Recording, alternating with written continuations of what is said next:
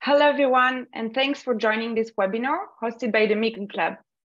Today's session will be focused on a very important topic, the German Supply Chain Due Diligence Act. My name is Clemens Aaron, and I'm Program Director at the Mekong Club. Today, we also welcome two amazing guest speakers, Dr. Jörg Smit, who is Senior Corporate Responsibility Professional. Jörg has worked for consulting firms and business schools in research, consulting, and training, with a focus on responsible supply chain management. And we also welcome Catherine Rabi, who's Senior Manager for Human Rights at Aldi South Group. She's currently responsible for implementing Aldi's Human Rights Due Diligence Framework. And we also have Matt Friedman, who's the CEO and founder of the Mekong Club. We have around 200 people who registered for this webinar, and we're extremely happy to welcome you all. Just a reminder that you can submit any questions that you may have in the chat function, and we'll have some time at the end of the session for question and answer. So any question that you may have, submit them in the chat function, and we'll spend some time at the end of the session. Other couples of rules of housekeeping, please keep yourself on mute and ensure that your camera is off. This webinar is hosted by the Mekong Club. We are a membership-based nonprofit organization based in Hong Kong, and we work with the private sector in a positive and collaborative way to address modern slavery. We work with major multinational brands spanning across financial services, hospitality, retail, manufacturing, technologies. And what we do is that we facilitate working groups and discussion sessions. We develop tools and solutions to address the fundamental drivers of modern slavery. And we act as trusted advisor to companies that are seeking to develop and implement their anti-slavery strategy. So today we're here to talk about a very important development.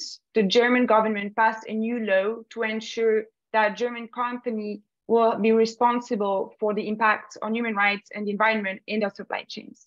So this is the German Supply Chain Due Diligence Act, or LkSG, and it just entered into force this year in January 2023.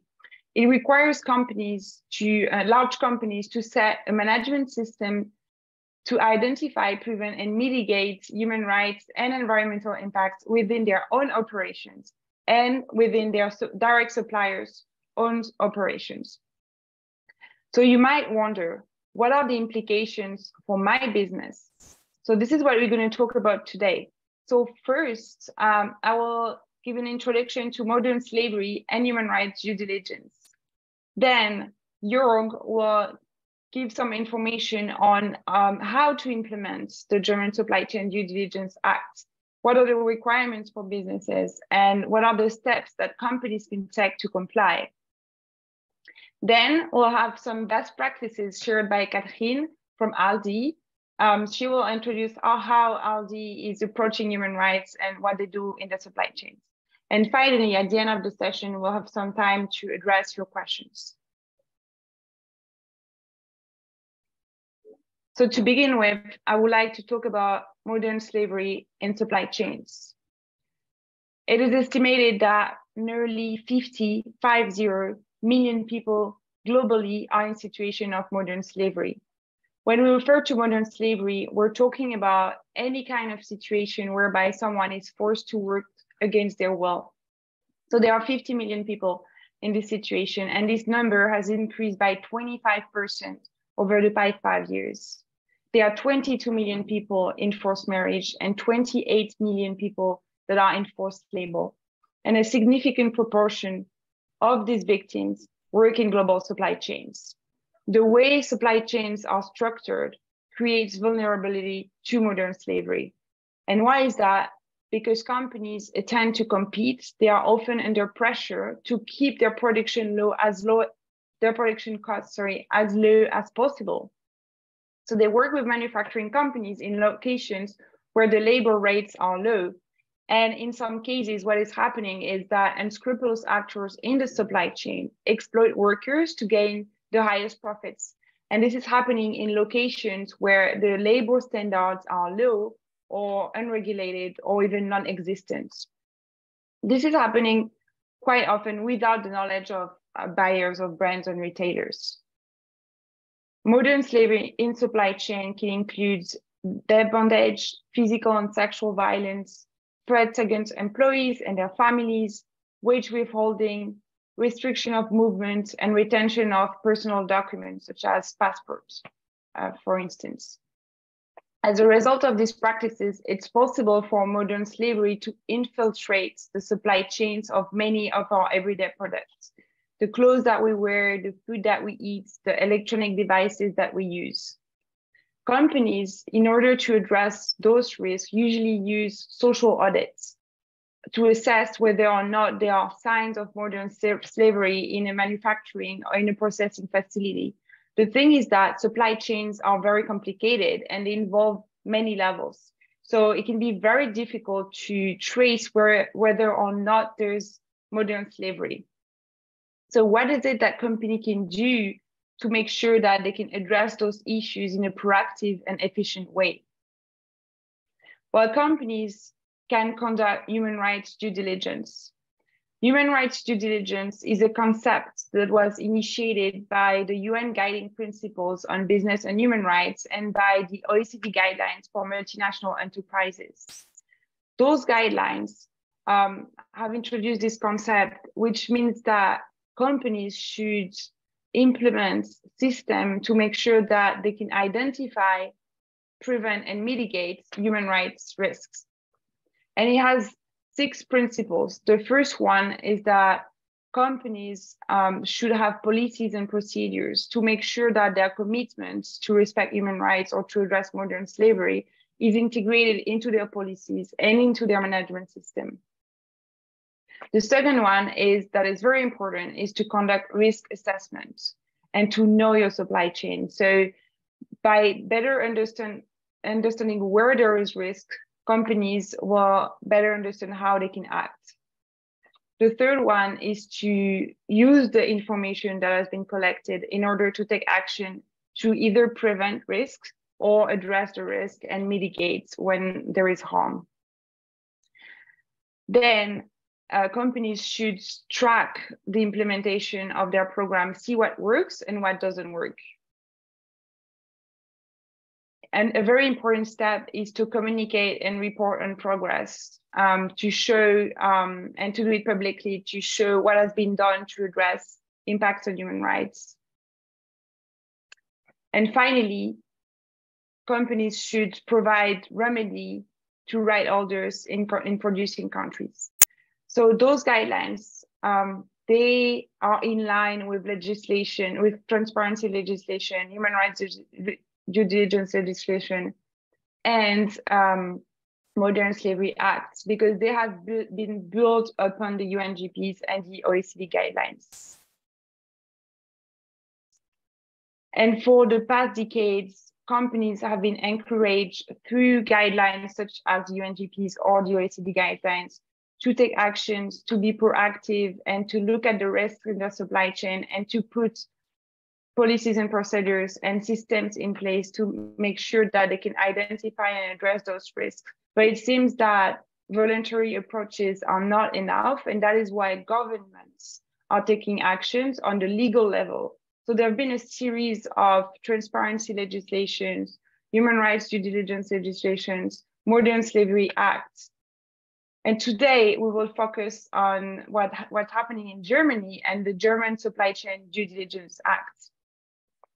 So Jörg, I'll hand it over to you. So to introduce the requirements of the new law and practical steps for businesses to comply with the new law. Thank you very much. Jörg, over to you. Thank you, Clemens. First question, can you hear me? Because we had some issues with the mic. Clemens, is that? Yeah, we can hear you. Okay, that's great.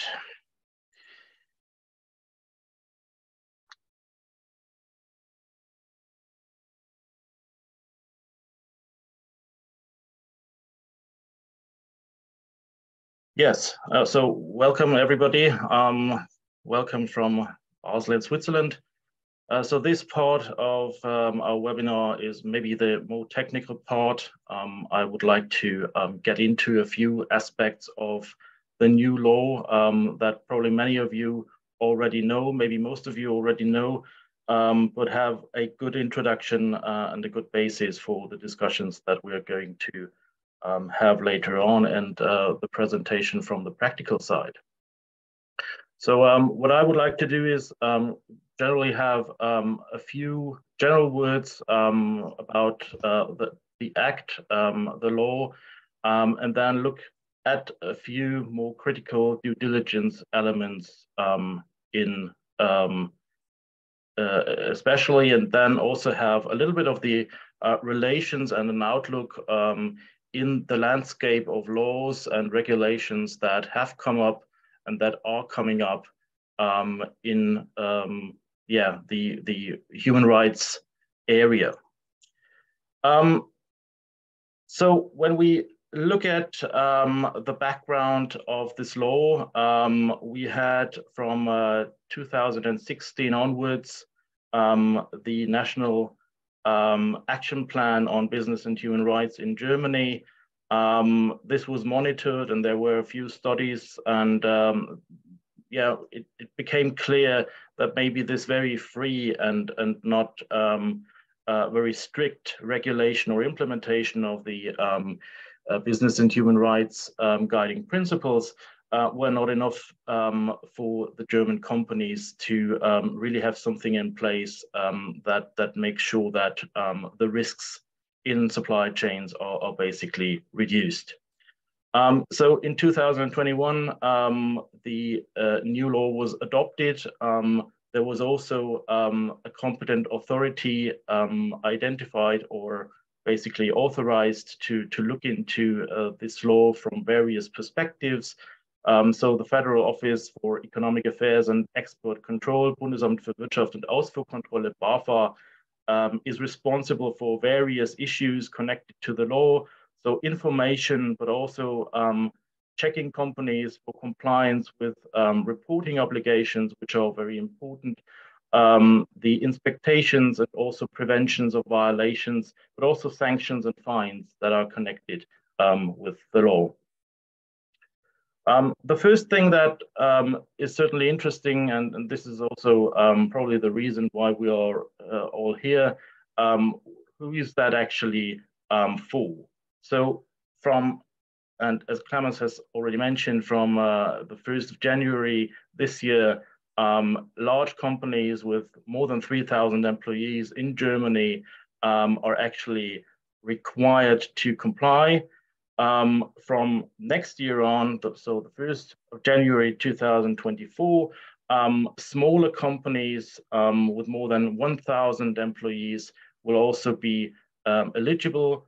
And then we might ask, what is about the smaller companies? Because they are also mentioned in the National Action Plan. There it goes to companies with more than 500 employees. Of course, there is also a connection to them, and this is why it becomes so important also for small and medium-sized companies through the supply chains. Because, of course, through the due diligence process, larger companies have to check through their supply chains and see how also the smaller companies that are part of those supply chains comply with the obligations. Then the legal provisions and positions and definitions of the law are also described. So the basic element, of course, are human rights, risks and violations.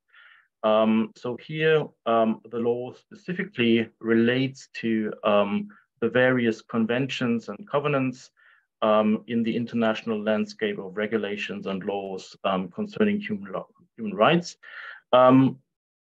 Relating to modern slavery, the law does not mention the term modern slavery, but speaks about all forms of slavery, and also mentions human trafficking. Here at this point where the arrow ends, this is related to child labor and children in general. but at a later part in the law, it also relates to adults or human beings in general. There is also an environmental related risk and violations component, which is basically related to environmental aspects that have some connection to hazardous substances, and so are also connected to human rights when it comes to health risks. And the law, of course, and that's maybe also connected to the various other regulations that you've already seen on one of the slides of Clemens, that it not only addresses the own business area of the companies, but of course the supply chains. And this means direct, but in a limited way, also indirect suppliers. So the various elements which are described in the law in the due diligence procedure is the establishment of a risk management system. There needs to be an in-house responsibility, so somebody needs to be assigned to be responsible for the implementation of the law and its obligations in the company. The basic element is the risk analysis, which has to be made on a regular basis, but also connected to new or to changes in the business processes. There is the necessity of the issuing of a policy statement. We need the establishment of preventive measures for the own business unit, but also for direct suppliers. So the ones that the company has also contractual connections to. And then we have the taking of corrective or remedial action, the establishment of a complaints procedure, a grievance mechanism or a grievance system, and then the implementation of due diligence connected to indirect suppliers. So along the supply chains, also there, companies have to be, need to do something. And then finally, of course, a documentation and reporting element where the companies have to basically, tell in writing that they fulfill with all the obligations. So the basis of the law, of course, is a risk-based approach. So when we are talking about risk here, we are meaning that, we're meaning the risk of for rights holders. So that's the UN language for the people who might be affected by activities of the company in the supply chain, or let's take the entire value chain, and this means the employees in the company itself and all the employees along the various business partners in the supply chain. So we see that there are the different components, but the overall aim, of course, is to identify as much as possible and prevent as much as possible, or at least minimize the risks, and also identify and end manifested risks. So when the risk, the probabilities that something happens to rights holders has already manifested, so then we are speaking about a violation of such a human right.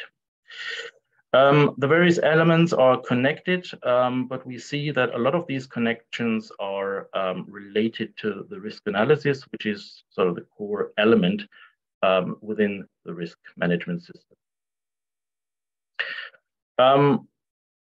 Maybe a little bit of a different or difficult wording here is appropriate and effective measures that have to be implemented by the company. So what is appropriate and what is effective?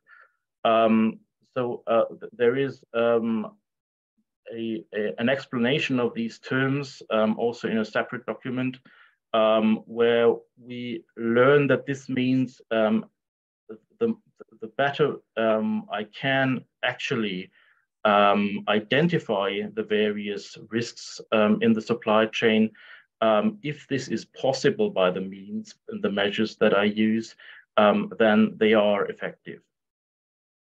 Of course, that depends on the company's business activities. It might be quite a difference between a retail company or a bank, what risks could be included. It needs to be proactive.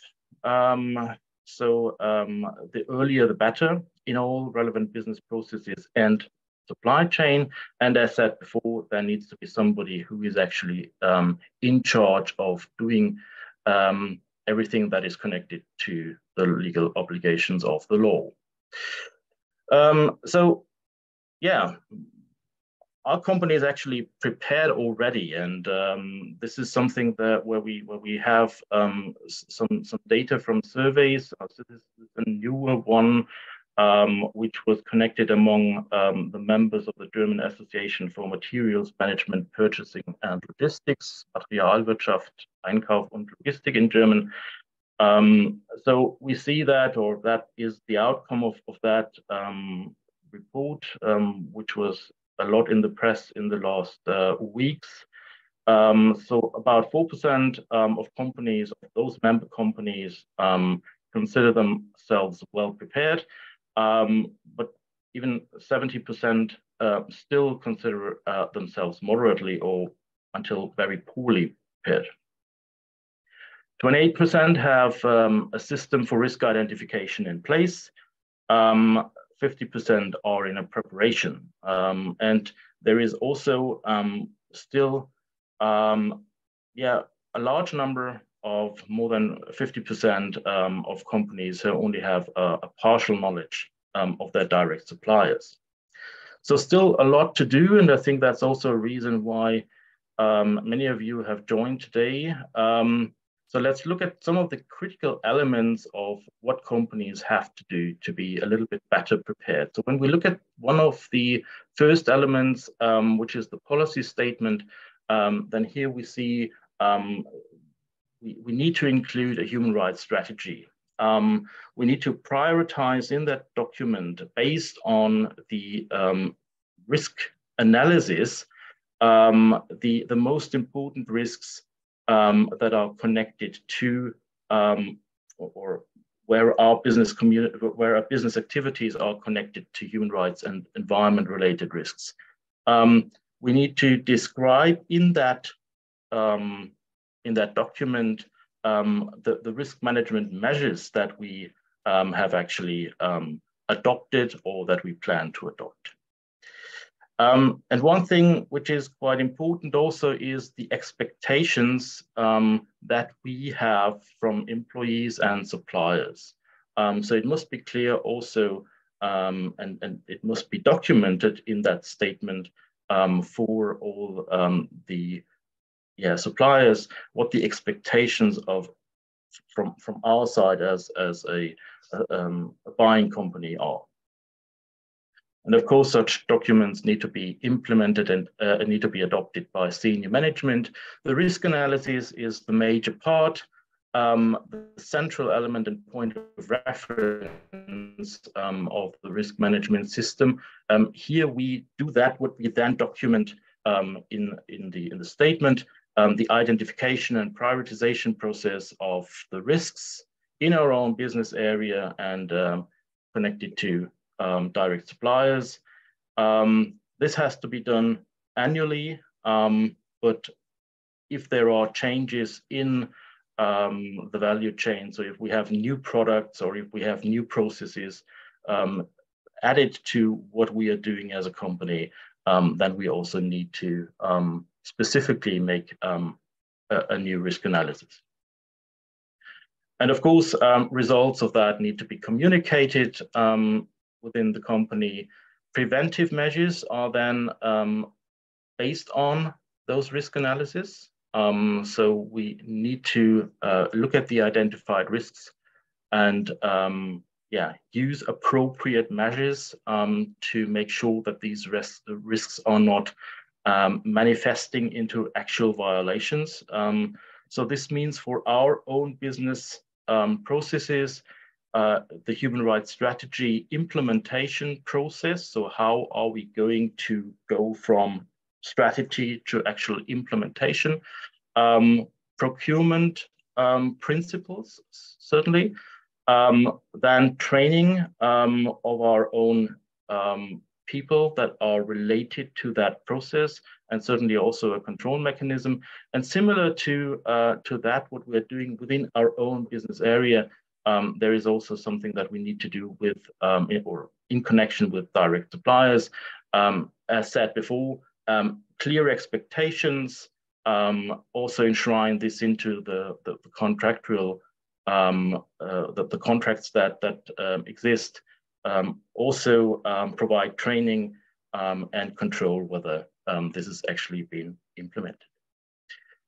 The remedy aspect is then the next one. Also here it reflects or refers to the results of the risk analysis.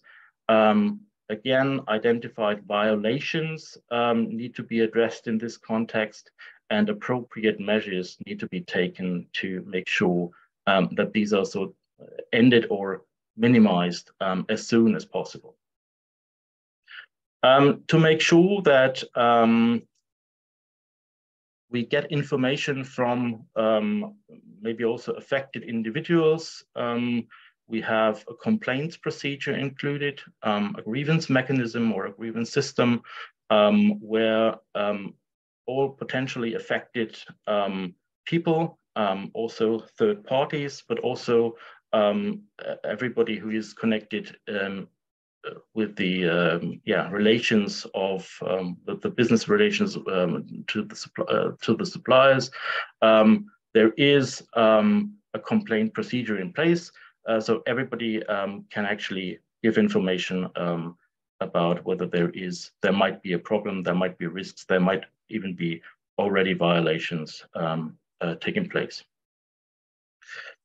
And then the final part is the documentation and reporting process, which will then be maybe coming into more interest in the next year when many of these things have to be documented. So why actually bother? Of course, we have risks and opportunities that are connected to laws that are somehow in a nexus between compliance and corporate responsibility. And when we're talking about risk here, we certainly also mean risk for the company from non-compliance or ill compliance with regulations. There are administrative fines included, but no civil litigation process is foreseen in the law itself. That has been criticized by interest groups, but that's the way it is now. But of course, there is also maybe a problem of reputation loss, and specifically the public procurement issue is also included in the law as one of the sections that companies that do not comply might lose their possibility to be used for public tenders. Compliance, of course, gives a good element of compliance in general and a good reputation, hopefully. But it also leads to a better understanding of supply chains. And as we have seen from the results of that study that I mentioned, or the survey that I mentioned before, it might be a good idea, especially today in times of disrupting supply chains. It might be a good idea to better understand supply chains and better understand from whom you're actually sourcing. Better meeting of consumer expectations, of course, and I hope that Katrin will mention that later on. Consumer expectations about the responsibility of companies also connected to forced labor or modern slavery, and also synergies with various obligations in the growing landscape of laws and regulations nationally, but also internationally or supranationally. So here we have some of the upcoming laws in the EU. We have the non-financial reporting directive already, which also requires reporting about human rights performance. This will probably be a little bit stricter with the Corporate Sustainability Reporting Directive, which is now in the proposal phase in the political process. Here, especially also companies that are smaller are included. We have various laws on the national level that also require policy statements or supply chain risk assessment and reporting of human rights aspects. And we have also the necessity of an efficient integration of appropriate and effective measures in compliance and corporate responsibility that become more and more important, I think, for companies. And I think it's a good idea also to combine the necessities that, or the requirements that the different laws have, because I think there can be a lot of synergies in the process of complying with these regulations and the obligations that they have for companies. So this would be the short introduction that I would like to give. And I give back to Lemons, I think. Thank you very much, Jörg, for this presentation. It was really insightful. And we already have a lot of questions from the audience, so we will address them at the end of the session. I would like to give the floor to Catherine now, who will talk about Aldi's approach to human rights due diligence. Catherine, over to you. Yeah, thanks a lot. And hello also from my side. Before I start to talk about our work with regards to human rights due diligence, let me just give you a very brief introduction to the Aldi South Group. Our company has been founded in Germany in 1913.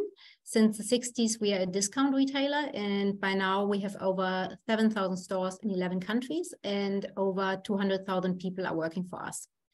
Our international CR office, where I'm based, is in Austria, and next to our team, which by now has over 100 people working on CR, we also have a CR team in each of our markets, as well as CR teams in Bangladesh and also in Hong Kong. And those teams are supply chain experts responsible for conducting our own Aldi sustainability audits. And I think in total, we have about 230 people working on CR for Aldi.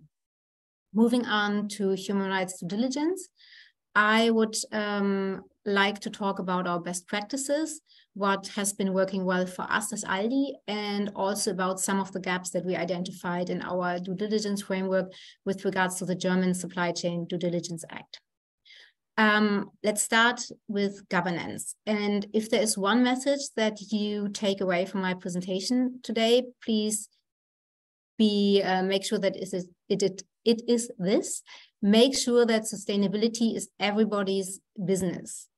Because it is important that all your colleagues understand that human rights are non-negotiable, that they need to be respected, and that they should be promoted across your business.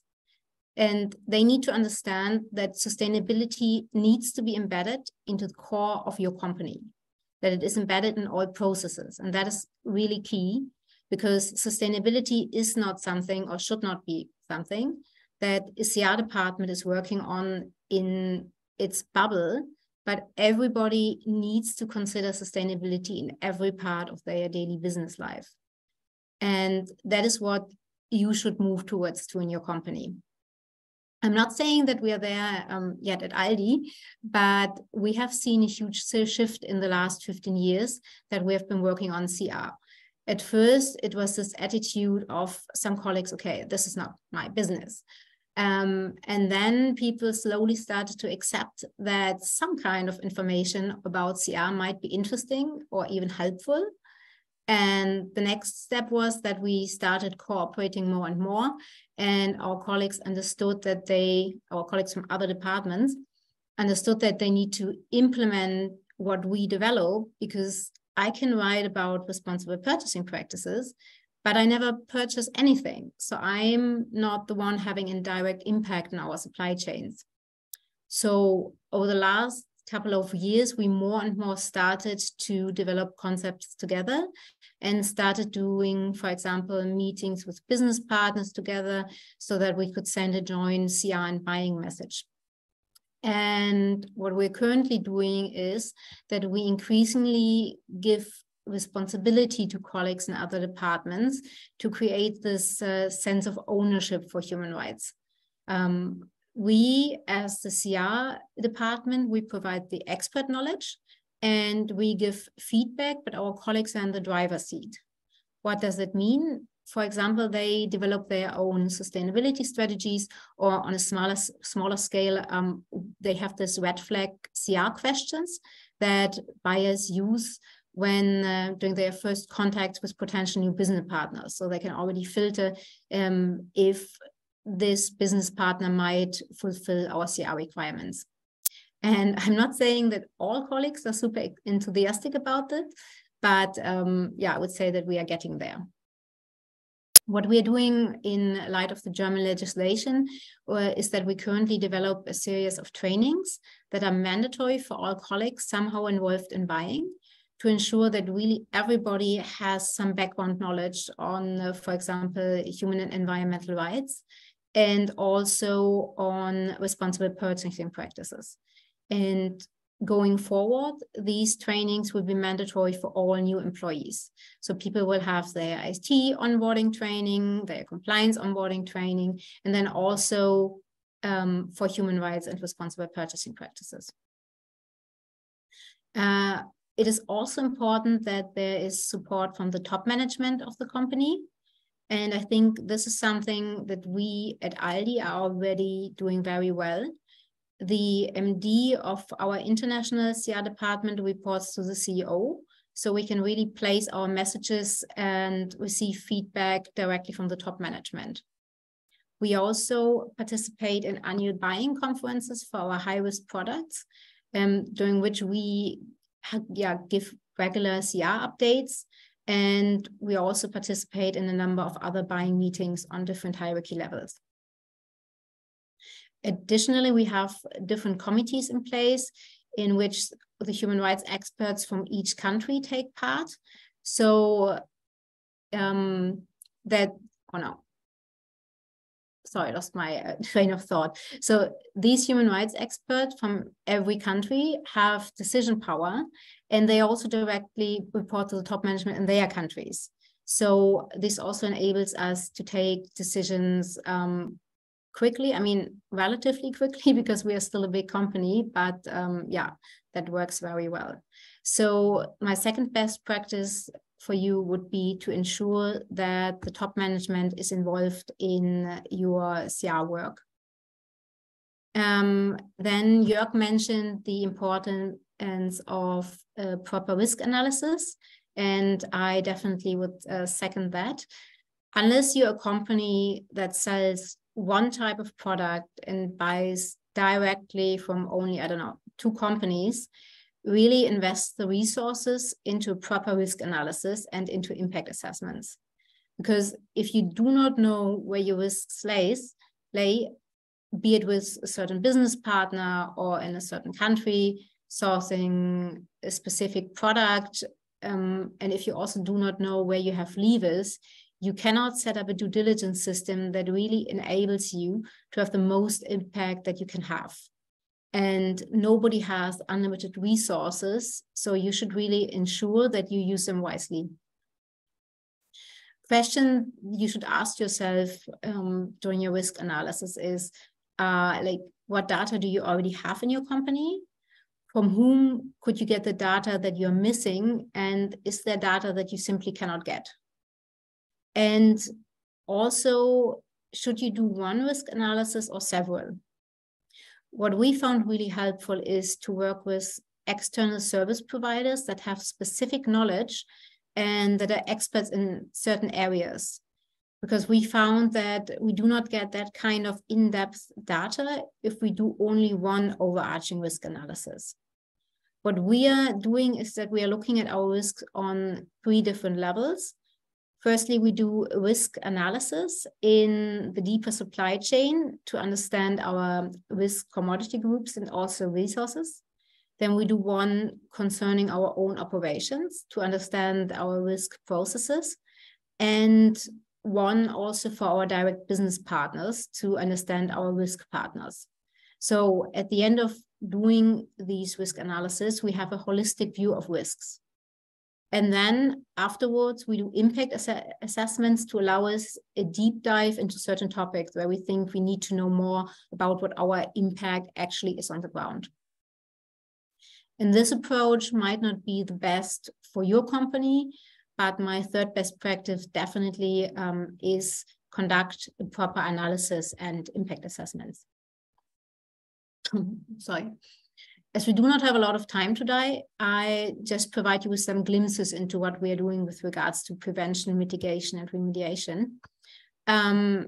First of all, we have been implementing a CR supplier evaluation for about 6 years now, and are successfully rolling out that program to all our high-risk commodity groups. We have an annual evaluation cycle, and we first always ask our suppliers to fill out an extensive self-assessment questionnaire and to upload documents like policies. And if I talk about suppliers, I do not mean factories, because we normally, in the most cases, do not buy from factories directly, but through importers. So that's if I talk about suppliers that are our importers. In this annual cycle, we then do Aldi sustainability assessments together with our suppliers at their production sites or the production site they're using for Aldi. And this can be either a farm or factory. These assessments are done by an external auditor, but always together with our own Aldi staff. We want to get the production side doing these assessments, but we also very much focus on our business partners to understand what kind of monitoring setup they have, if their staff is well educated with regards to CR, and also how the cooperation is between our suppliers and the management of the production side. If the relationship is based on trust, if they know each other well, and these kind of issues. Additionally, we also sometimes shadow audits of our business partners, just observing if audits are done, if they do their own audits according to Aldi standard.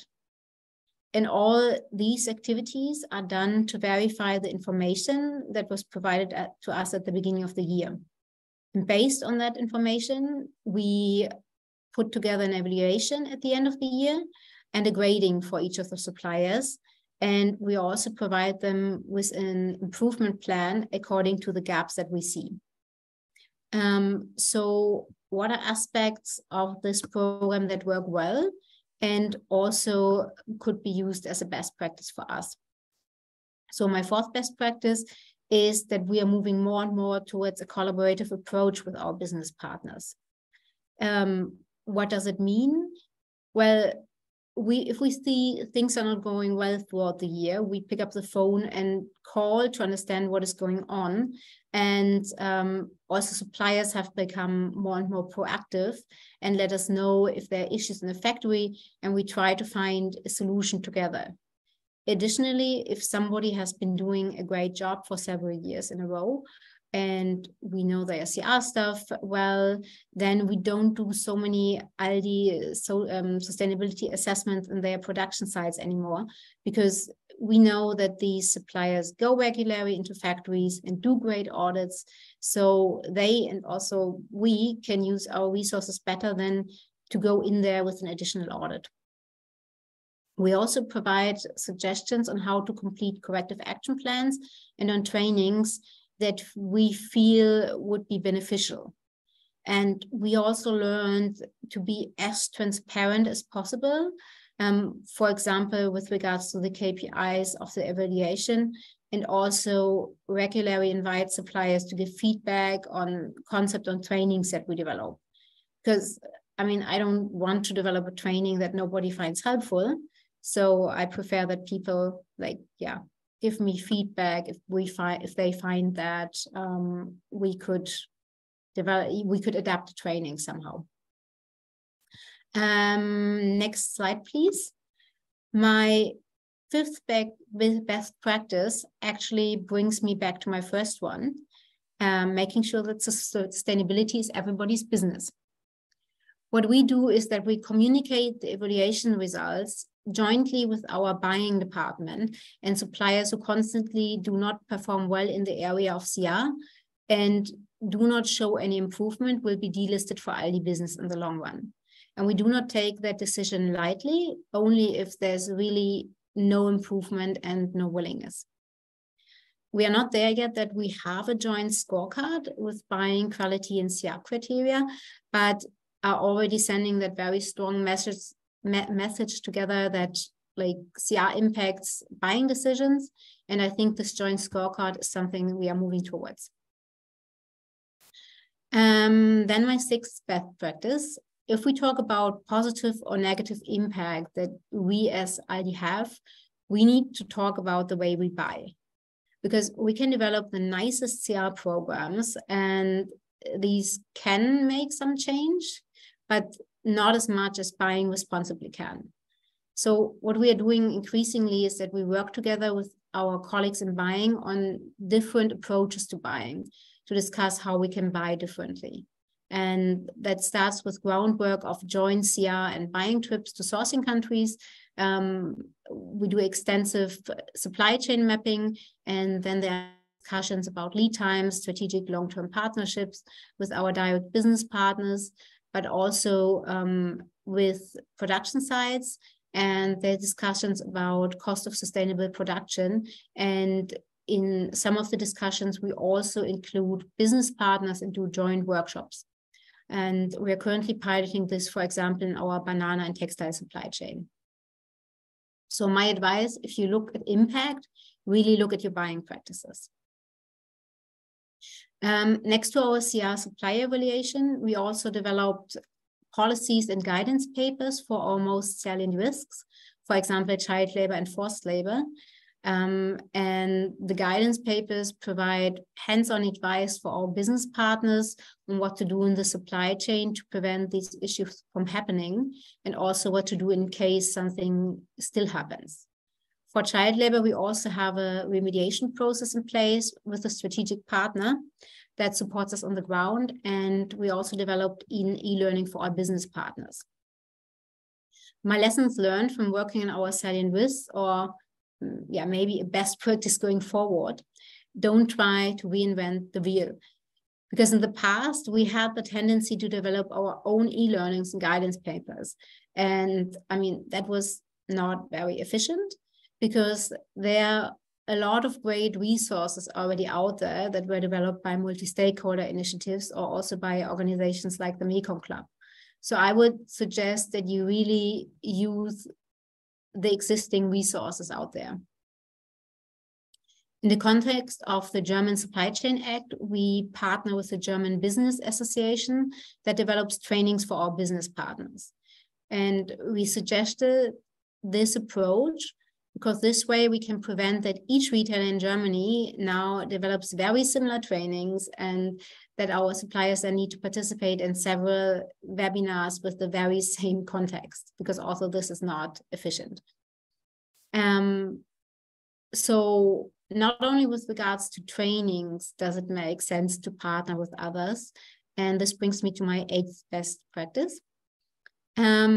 A lot of the salient risks found in supply chains can only be truly tackled through systematic change in industry. For example, when we talk about higher wages or establishing grievance mechanisms. Thus, I would always advise you to see if it makes sense to partner with others, be it with other companies bilaterally that already have certain projects set up in supply chains in the factories that you're sourcing from, or also in the context of multi-stakeholder initiatives. Jörg said earlier that a lot of companies are not feeling very well prepared for the law. And I can totally understand that, because even Aldi with our huge CR team still has work to do. Some of the gaps that we identified are, for example, the way we currently communicate. We communicate quite a lot about our CR work, but we do not systematically publish findings from our supply chains. And we have a lot of data that we haven't really used and that we haven't published. Additionally, we have not really done systematic effectiveness reviews of all our concepts, tools, and programs. We reviewed things, but we need this to be part of every measure already from the planning phase onwards with the formulation of smart KPIs. And we are currently developing a concept for that and really want to make sure that all colleagues know how to develop these kind of KPIs. We also want to become more systematic regarding our work with stakeholders. Going forward, we want to ensure that we ask ourselves from the beginning of each project, who should be included at what stage of the process? Who can maybe give us feedback on a concept that we develop, and who is a partner in our sourcing country on the ground? And yeah, for example, who can help us to include the voice of workers? And we already work with great partners, but we can definitely also do this in a more systematic way. Next slide, please. To come to an end, I would like to add just two more things. Depending on where you are with regards to setting up a due diligence framework in line with the German legislation, the task ahead might seem tremendous. However, I think that this legislation is actually a step in the right direction, as an impact-oriented and mandatory human rights due diligence legislation creates a level playing field for all companies. And I believe it can really foster change in supply chains. And this will even be more so the case with the upcoming EU legislation. Additionally, I'm convinced that success of a business is only possible in the long run if human rights are recognized and protected. And this is why, please remember, sustainability should be everybody's business. Thank you. Thank you so much, Catherine, for your presentation. I think, yeah, you mentioned something really important, that sustainability should be everyone's business, and it's really important to collaborate internally within the companies to make sure that everyone, every department is involved and take part of the process, but also with external stakeholders. Thank you for this insightful presentation. So we have a few minutes left for questions. If you don't have time to answer all of them, we can do it in emails. But I will start with a question on the suppliers to Jörg. I mean, actually, there are two questions that we can combine. What is the difference between direct and indirect suppliers according to the law? And how far should a company monitor their supply chain, tier 1, 2, 3? Yes, that's very clearly defined. So direct suppliers is everybody who provides material for a company for their products and services, and where they have a contract too. So when there is a contract between the company and its supplier, then it's a direct one, and otherwise it's an indirect one. According to the law, you only need to look directly to your direct suppliers. The indirect suppliers, however, are included in various ways. So one way is the grievance mechanism, and this also brings us to one of the questions about the rights holders that are not mentioned individually in the law. So basically, everybody should have the possibility to make complaints, and that's the reason why the grievance mechanism should be accessible for everybody who is somehow connected to the company. But the monitoring process, the direct monitoring process, is only for tier 1.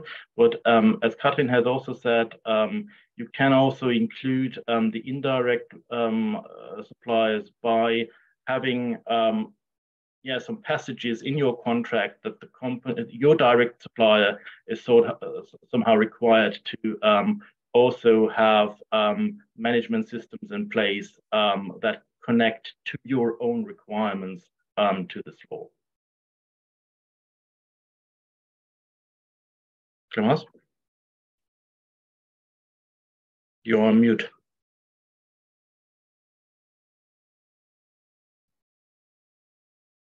Sorry.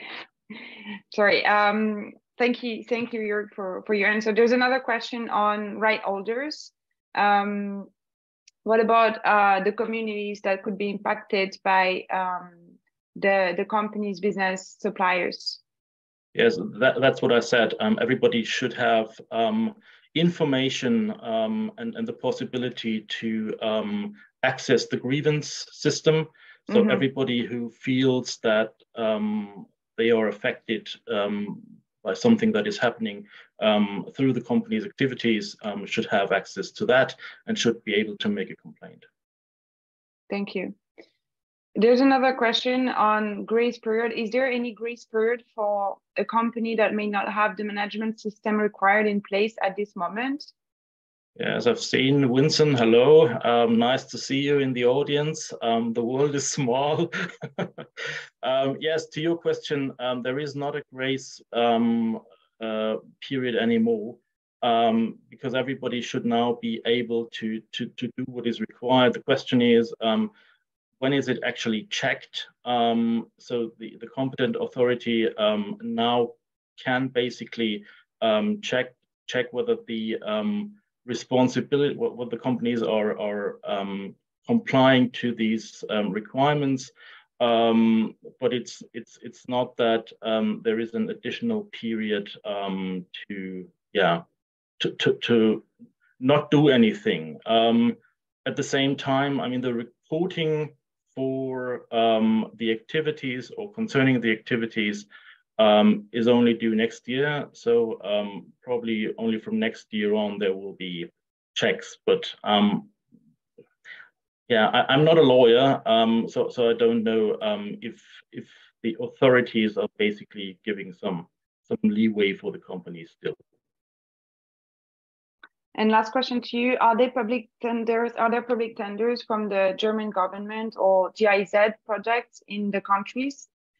Yes, that's what is specified also there. Also construction tenders for construction companies, or I don't know, there is a very famous case in Switzerland a couple of years ago where police uniforms were probably have been made, which included some forced labor.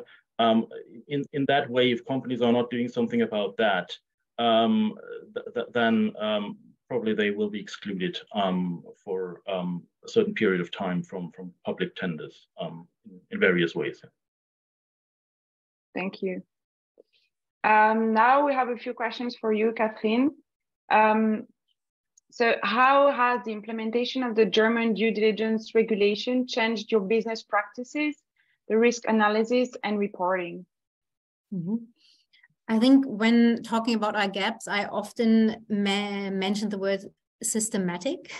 And I think this is our main finding because we've done, like I said, we have a huge CR team. We do amazing projects, but like we really need more systematic about we do things. Like every team is doing their own projects, and what we've done right now is that we have a human rights team in which I am, that is responsible for our due diligence framework, and currently we are reviewing every one of our tools, all our concepts, to see where do these tools really fit, why are we doing what we are doing, and could we create more impact with our work.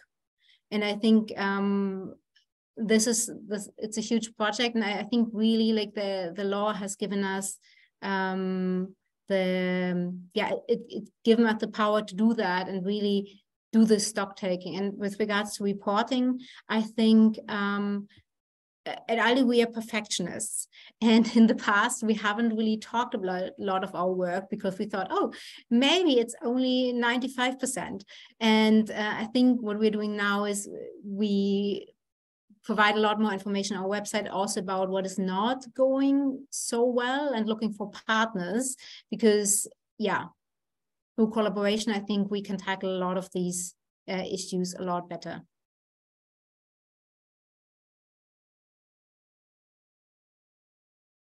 I think you're on mute. Sorry again. Thank you, Catherine. There's another question on verification system. Is there any formal internal or external verification for Aldi's HRDD, I mean, Human Rights Due Diligence Program?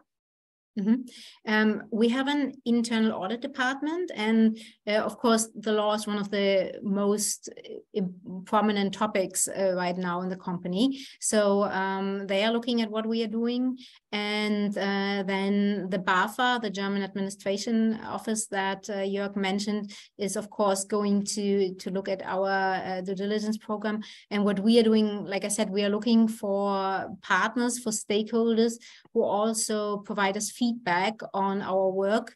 And that's currently one of my main tasks, to identify people who can really give us feedback on what we're doing with regards to human rights due diligence. Great. Maybe we can get a last question. Is there another question that you wanted to answer? I think there was one question, how we deal with suppliers which have major non-compliances and neither follow the CSR requirement nor disclosure of any information under its supply chain. I mean, we already, during the last couple of years, we have very strict CR requirements, because we need to, like, our suppliers, our ears and eyes on the ground, because we are not in direct contact in most cases with factories. So already in the past, we selected suppliers who can provide us with data and who follow our CR requirements. If this is not the case, like I said during my presentation, we do not enter business relationships lightly.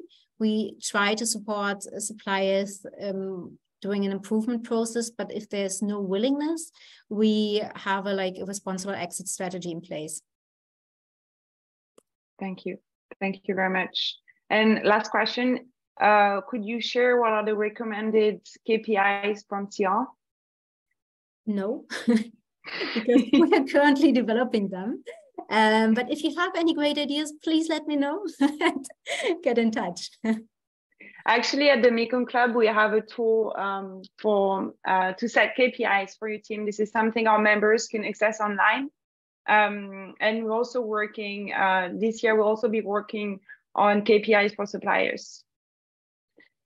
Well, yeah, it's 5 p.m. already, so I think we're going to wrap up. Well, thank you everyone for joining this webinar. There will be a survey at the end of the webinar, so if you could please answer the survey, it would be really helpful for us to get a feedback. And I would like to thank Jörg and Catherine for your amazing presentations and sharing all those insights with the audience. It was a great session. And if you have any questions related to that webinar, to the due diligence legislation, to supply chain due diligence, or modern slavery, you can always reach out to the Mekong Club.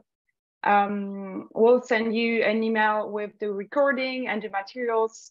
And if you're interested in becoming a member, or if you would like to book a session to talk about any issues related to modern slavery that you may have, you can also reach out to us.